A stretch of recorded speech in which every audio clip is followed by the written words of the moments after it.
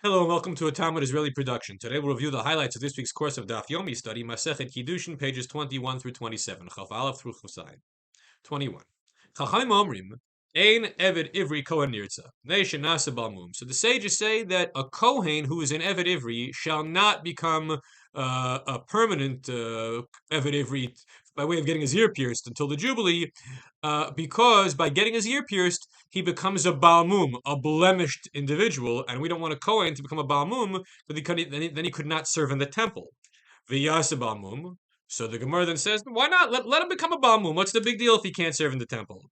Amar Rabba Barav Shila v'shal mishpachto l'muchzak mishpachto, because the Torah says he shall return to his family, and we interpret that to mean he shall interpret to the elite of his family, muchzak mishpachto.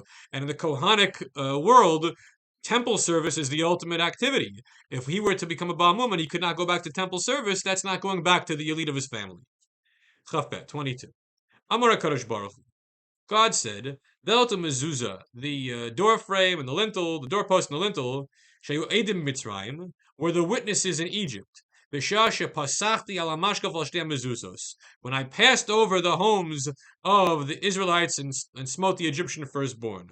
V'amarti, and I said at that time, Li b'nei Yisrael avadim, the Israelites are my servants, v'lo avadim l'avadim, and they should not become servants to servants. I brought him out from slavery to freedom. This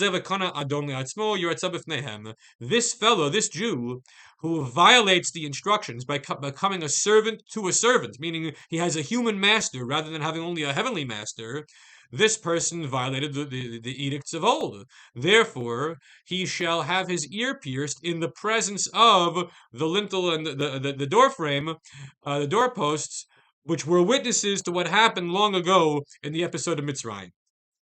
Av Gimel. Ger shemet ubizbezu Yisrael nachasav. If a convert dies, and the Jews are then repossessing this guy's property, and they were slaves. They were avadim Canaanim, Canaanite slaves. Whether they're old or they're young, they achieve their freedom. Why do they achieve their freedom? Because nobody is going to inherit this ger. He had no relatives. So the moment that he died, these avadim had no master. Once they have no master, they're automatically free. Abba Shaul, however, says the adults acquire their freedom because they have the ability to acquire something. Whereas the minor avadim katanim, those below the age of mitzvot, the children, whoever grabs hold of them, and is now the lawful owner of these avadim katanim. 24.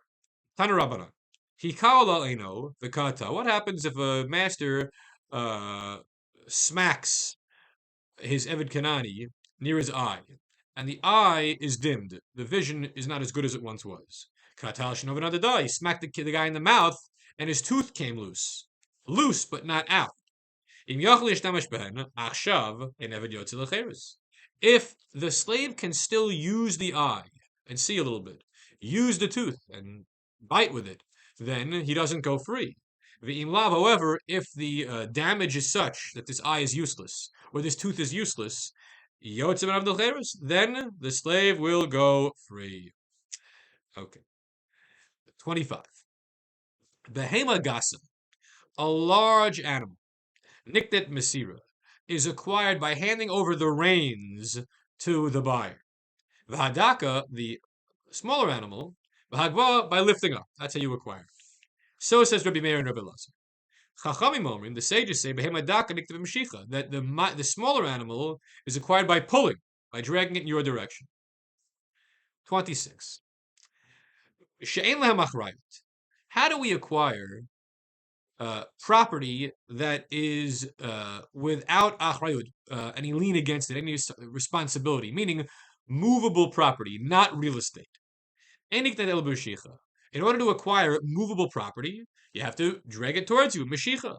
Menalan, how do I know this is true, that it's necessary to bring it towards me? Dichtiv, as it says in Torah, when you engage in commerce with your fellow, or buy from your fellow, davar hanikne miyad liyad, that movable items are handed from one person to another. So you're bringing it near you. You draw it near, meshicha. Rabbi Yochanan Omer, Dvar Torah Ma'od Konot. However, Rabbi Yochanan says under Torah law, money actually is enough as a legitimate means of acquiring movable items. Under rabbinic law, we have this concept of doing a kinyan by way of Mashiach pulling it towards you. Now, the question is, why did the sages, at least in the view of Rabbi Yochanan, disallow the acquisition of movable items by way of money alone and required the physically bringing it towards you as a form of a kinyan? And the answer is because they give an example. Let's say there's a silo full of grain. And what happens? I buy the silo full of grain, and it's still in the neighbor's silo. And then it burns down. What happened? Do I get to compensated for my grain? Or no? Or did I lose out? Well, if we say Dvar Torah Ma'os Konos, and there's no rabbinic enactment, then I lost out, despite the fact that I never even had it in my possession. And that's a very dangerous thing because people could then harm the financial interests of others by destroying property deliberately, although not making it obvious that it was deliberate, that was only paid for but never handed over. So because of these concerns, the sages determined, no, even if you paid for it, it's not yours yet, and you could back out, or you'd have to be compensated if there was damage until such time as you bring it towards you, and then it's really yours. Chav Zayin, 27. Amar Shmuel.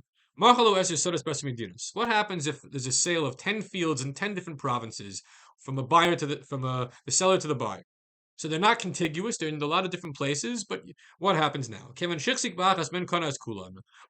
Shmuel, as soon as you make a kinyan by way of a proprietary act on even one of those fields, then you immediately acquire all the fields, despite the fact that you, the buyer, did nothing in connection with the 9 other fields.